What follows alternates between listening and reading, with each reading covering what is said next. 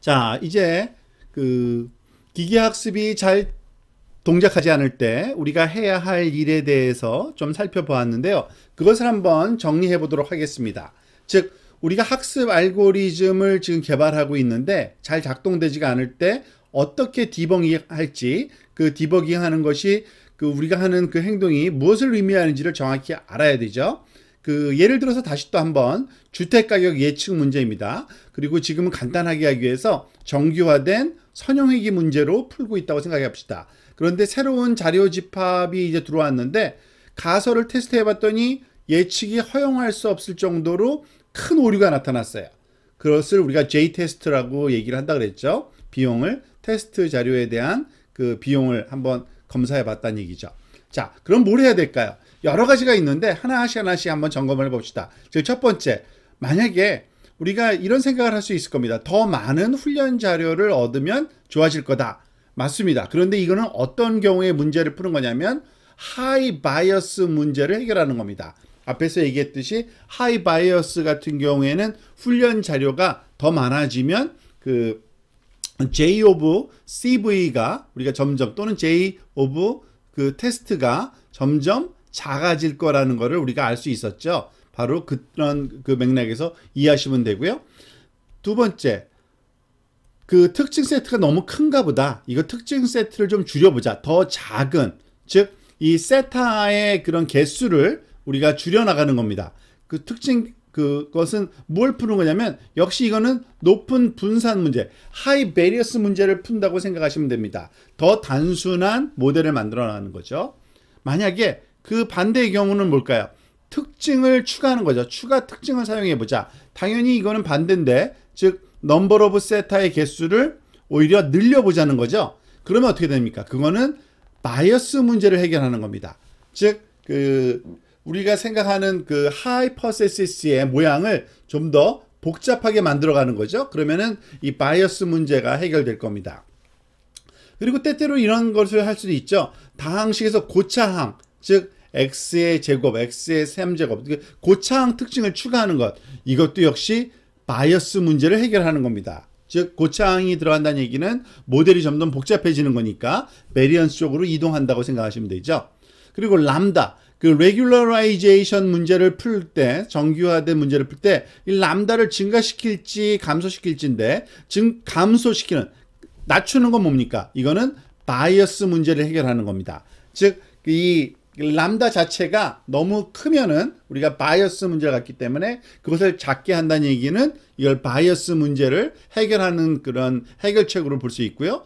거꾸로 람다를 증가시킨다. 그것은 그 소위 파라메타의 값을 작게 만들어주기 위한 거니까 분산을 해결하는 겁니다. 하이 베리언스 문제를 해결한다고 우리가 이해하시면 되겠습니다. 즉 여기서 지금 그 6가지 정도를 우리가 그 소위 해결책으로 쓸 수 있는데, 데이터를 늘리거나 줄이거나 파라메타의 개수를 늘리거나 줄이거나 그리고 람다의 그 크기를 늘리거나 증가시키거나 감소시키는 거 각각 반대 효과가 있다는 것을 우리가 잘 알고 있어야 될 겁니다.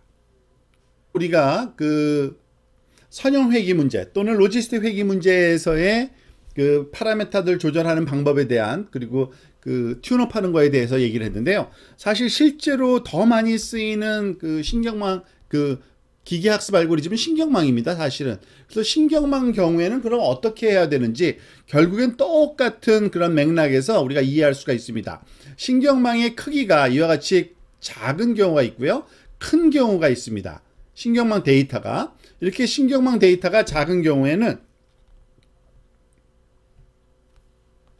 당연히 우리가 구해야 되는 파라메타의 개수가 적겠죠. 여기에 그 이 세타하고 이 세타만 구하면 되니까 여기서는 뭐 2, 3, 6 그리고 9개 정도뿐이 안 되네요. 그죠?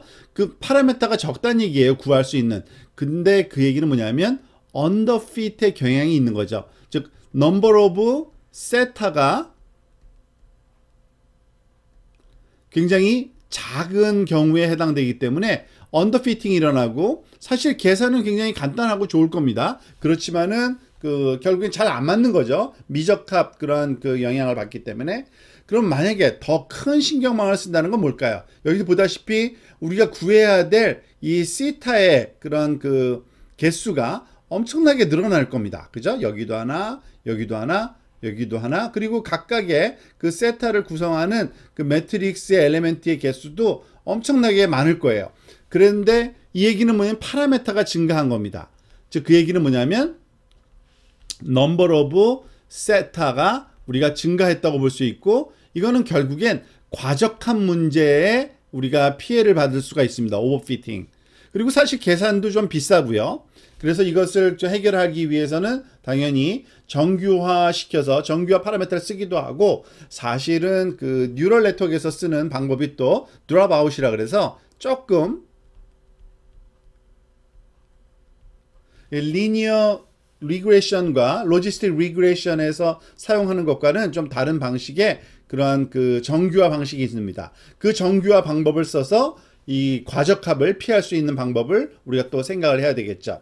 마찬가지로 훈련 자료도 마찬가지로 우리가 그 개수도 앞에서 봤던 그런 그 로직으로 이해해서 더 늘릴지 줄일지도 판단할 수 있을 겁니다.